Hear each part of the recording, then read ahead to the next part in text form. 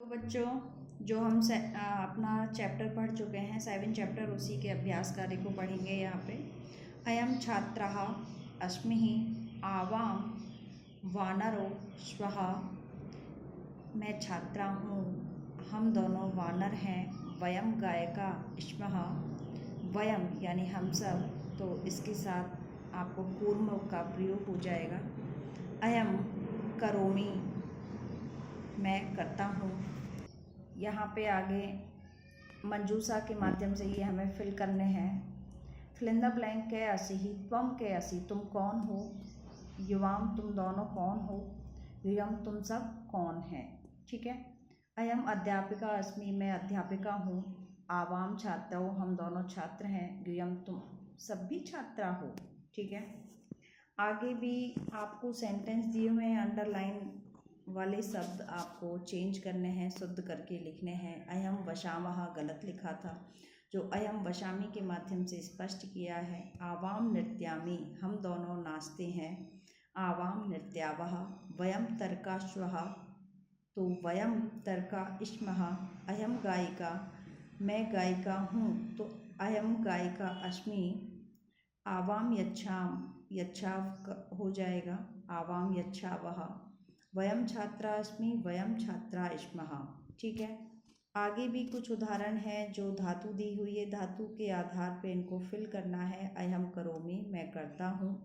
आवाम धावाव, हम दोनों दौड़ते हैं। वयम खादाम, हम दोनों खाते हैं। अयम छात्रास्मि, हम छात्र हैं, मैं छात्र हूँ। आवाम चित्रम रचयाव, हम दोनों रचना करते हैं चित्र की। वयम धावका स्म, हम दौड़ते हैं। ठीक है। तो हमारा अभ्यास कार्य कंप्लीट हो गया। अब नेक्स्ट चैप्टर पढ़ेंगे।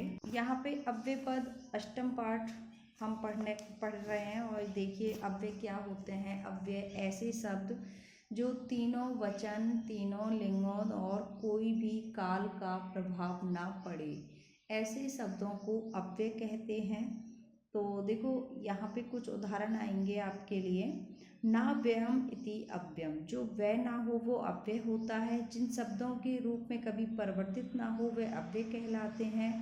काल, वचन, विभक्ति, लिंग का भी कोई प्रभाव नहीं पड़ता है। सा अत्र पठति, सा यानी वह, अत्र यहाँ, पठति पढ़ता है।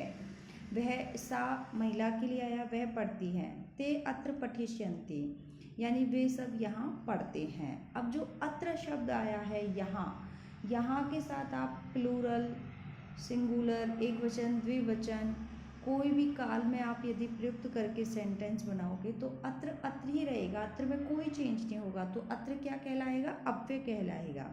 ऐसे ही आगे उदाहरण है। अनीशा अत्र पठति, अनीशा यहाँ पढ़ती है।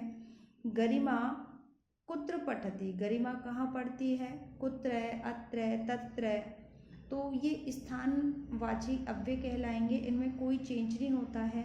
सा तु तत्र पठति, वह तो वहाँ पढ़ता है। यत्र, जहाँ, वृक्षा सन्ति, बहुत सारी वृक्ष हैं।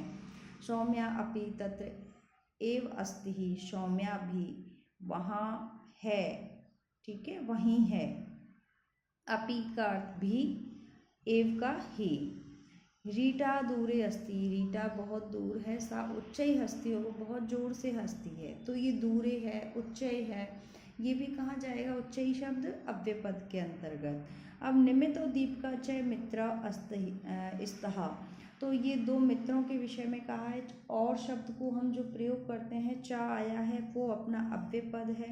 दीपिका त्वम कदा उत्तिष्ठसि, कदा यानी कब उठती है, तो कदा भी आपका अव्यय पद है।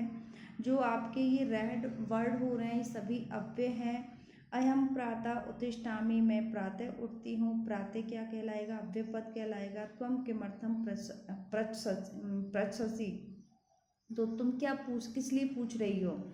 तो देखो किमर्थम शब्द भी हमारा क्या हो जाएगा, अव्यय पद हो जाएगा। यदा त्वम उत्तिष्ठसि, यदा अव्यय है यानी जब, तदा तब, अपि भी। अद्य रविवारशः अस्ति है, अद्य आज का दिन है, जो ये समय कालिक हो गया और ये आपका अव्यय पद है। ऊपरी करिश्मा वसति, ऊपर, ये स्थानवाची के अंतर्गत आ जाएगा, अव्यय पद है। अधः नीचे है, पेड़ के नीचे कोई खड़ा है क्या है। ठीक है, वसता है। सायं सायंकाल आवाम खेला, हम दोनों खेलते हैं। अधुना तू पठाव, अब तो पढ़ते हैं, चलो अब काफ़ी टाइम हो गया, अब तो पढ़ते हैं। ईश्वर सर्वत्र अस्ति, ईश्वर सभी जगह है, स्थानवाची हो गया। सर्वत्र भी आपका अव्यय पद है।